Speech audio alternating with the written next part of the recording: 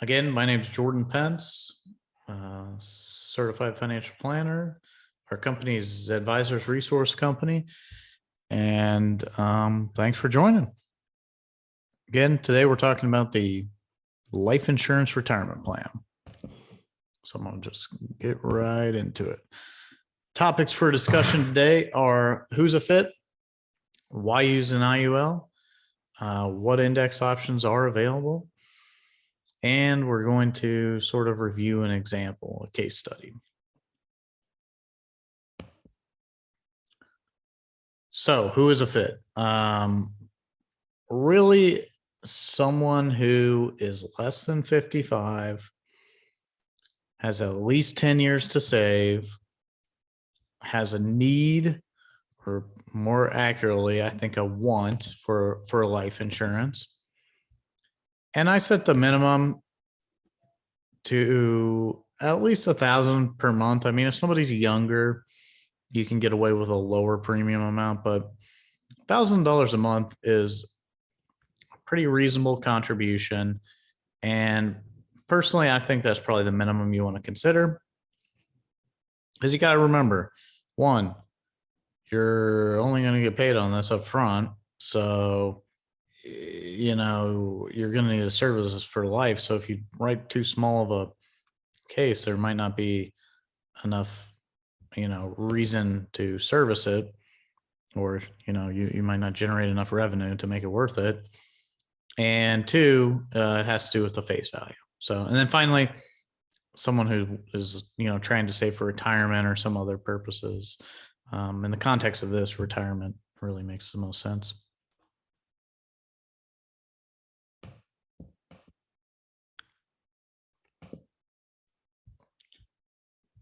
So there's many ways for a client to fund a retirement. They can save in a mutual fund account. They can save in an annuity. They can save in a qualified plan and insurance. And the important factor of the insurance has to do with Internal Revenue Code 7702A. And that deals with the definition of life insurance, with how much you can put in. And in addition to that, how much you can, or the tax implications of that. So you have the tax deferred growth, tax-free income via loans, return of cost basis features, and so forth. So an index universal life policy can really provide some pretty large value to the client without any downside risk. So in effect, if you think about it, if somebody's maxed out qualified plans, or maybe they're currently in a low tax bracket, it makes a lot of sense to consider this. Maybe they don't qualify for a Roth IRA, that sort of thing. It makes a ton of sense to consider this type of strategy.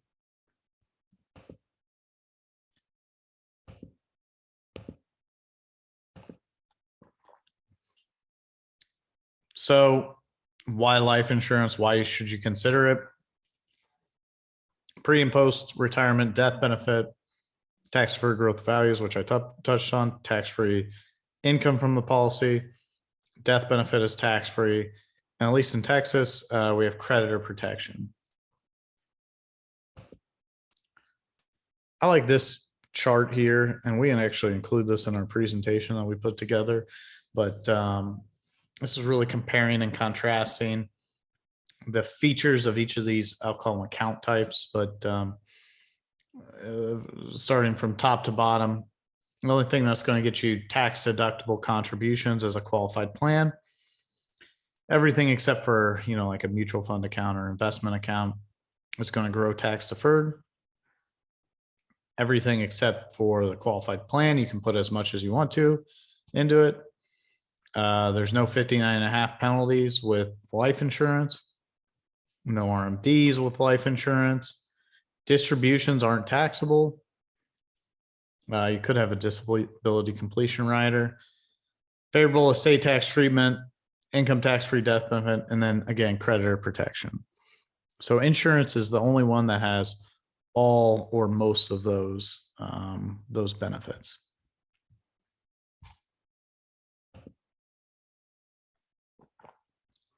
Final important consideration is the history of the highest marginal tax rates. So the history so tax rates currently, if you can see on my chart here, are currently relatively low. I'm gonna get the laser pointer out, we're right here. Taxes have been as high as, or at least high as marginal rates have been as high as 90%, 70%. So it's not that unreasonable to fathom that tax rates could go significantly higher than what we are in today. And you'd be looking back at this time period and saying, well, 37, 35% was a bargain. I should have just paid those taxes and moved on. Well, that is the benefit to the insurance is you pay the taxes now, you let the money grow tax deferred, and you can take it out tax free. You talk to almost any accountant or CPA, all of their successful clients ended up paying more in taxes when they retire because they have no more deductions. They're living on the same amount as they were before. And, tax rates have stayed roughly the same, if not gone up. So that's some of the benefit to the qualified plan gets washed out in that in effect.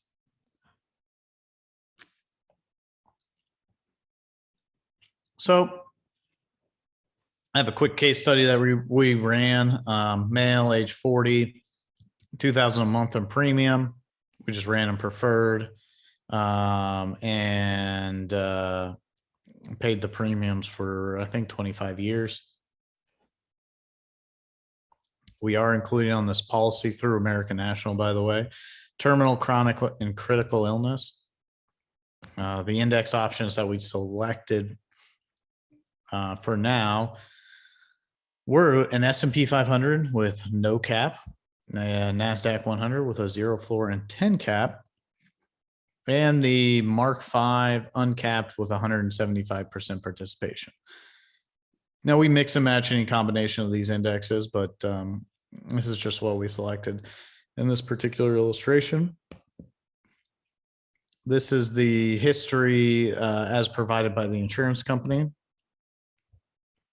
I will point to really quick. This index right here, 5-year average 11%, which is pretty strong. That's the 175 with the uncapped. The 20-year average was about 10.4. NASDAQ 100, pretty good growth on that. The uncapped strategy, again, pretty good growth, even with that spread at 8%. And then finally, S&P 500 with a 0 floor and 10 cap. So those are the caps we have available, but I'm going to get into more detail on that a little bit later.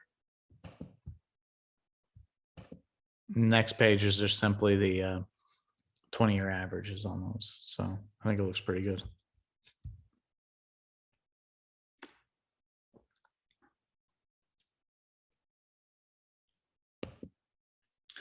Moving on from there, this is part of the carrier illustration here. This is assuming a 6.25% rate of return. We start off with 24,000 of premium with a minimum death benefit option. You look down there at year 10, we are the surrender value is well in excess of what he's put in at that point. Go on to the next page. Take a look at year 20. We've put in 480,000. Client has a little bit less than double that amount in this account, 745,000. Death benefit has grown to 1.6 million. And then at 65, we got 2 million in death benefit and 1.1 million of cash value. And then we start taking out 75,000 from age 66 to 100. And that just simply goes on.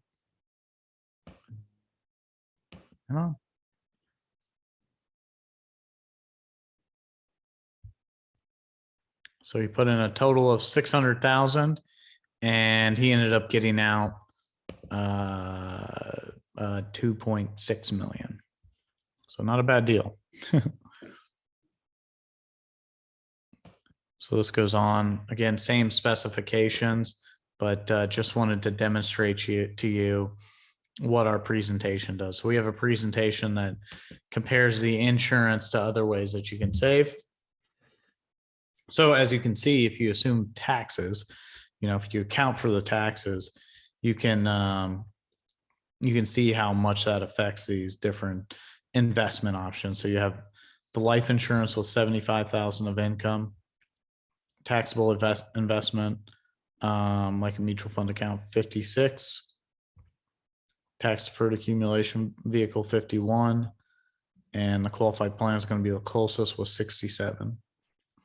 So you can get an idea for how those look.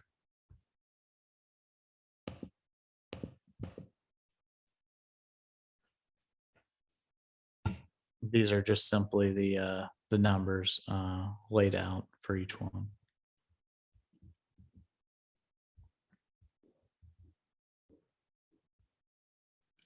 So it looks pretty strong, and not to mention throughout the whole time you had about $1 million worth of additional coverage. In order to match the life insurance, the mutual fund account would have to earn 7.62, and the life insurance still only earned 6.25. Annuity would have to earn 7.8, and the qualified plan would have to do 6.72. And then here's just the ledger again. This comes from our presentation that we provide to the agents that we work with.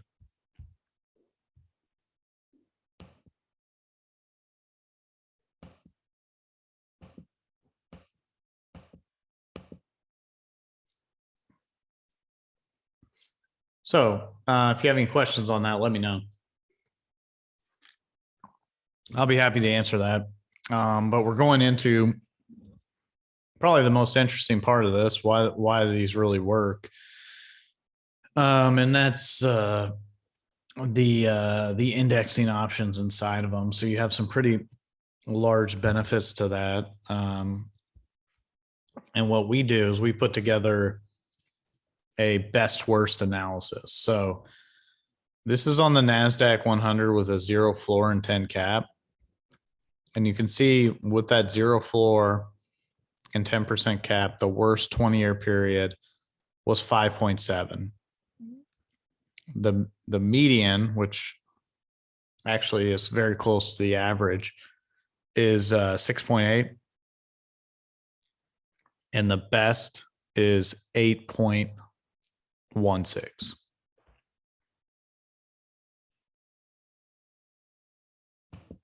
And so that's just the next 10 years.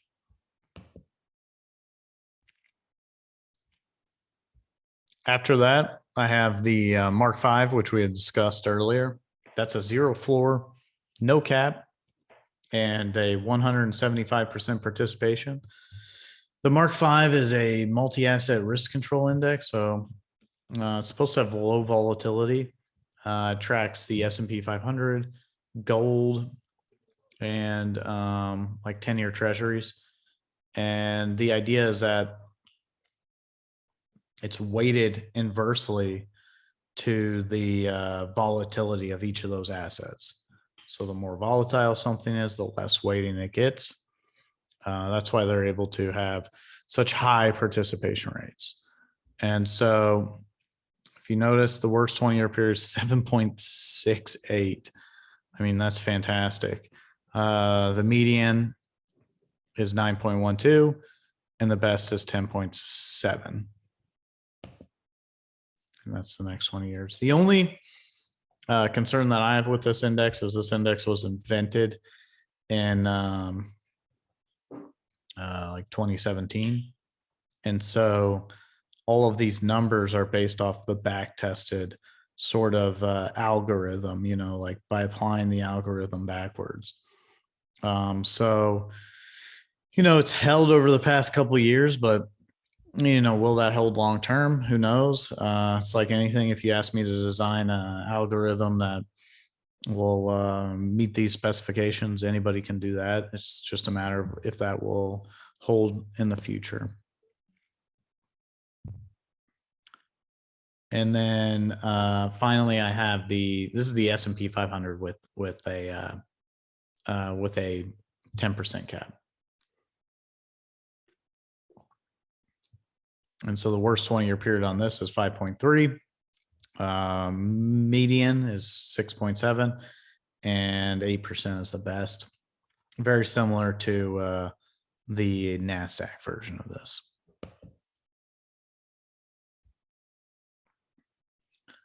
So these index options are pretty straightforward. There's some opportunity for significant growth, as you can tell, especially with that Mark V index. We really like that. And I think it's a really good feature of this policy that can be utilized really effectively and provide your clients with really good growth. So I'll be sticking around here for some additional questions. I think Brendan just put actually, Brendan, you'll have to send that back out. You guys send it to everyone.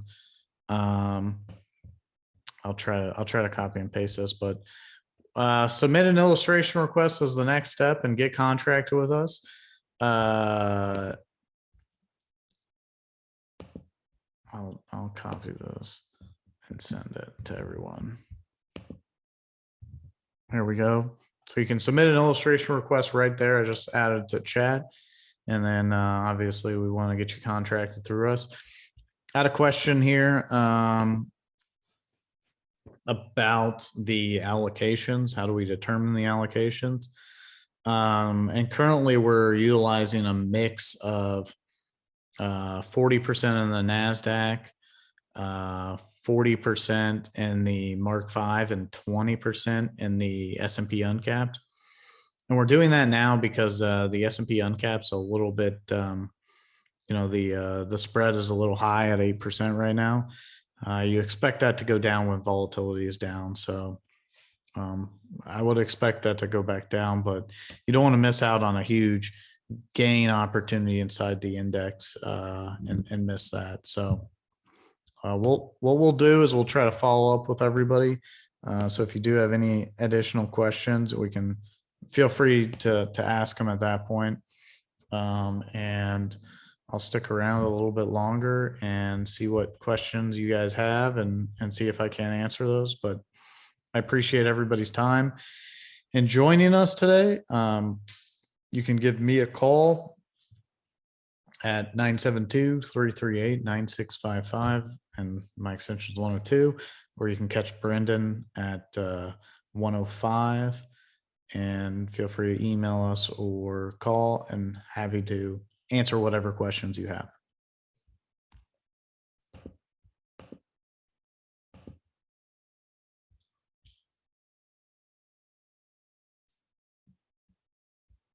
And again, feel free to submit on that webpage, lp.advisors-resource.com/request-a-proposal.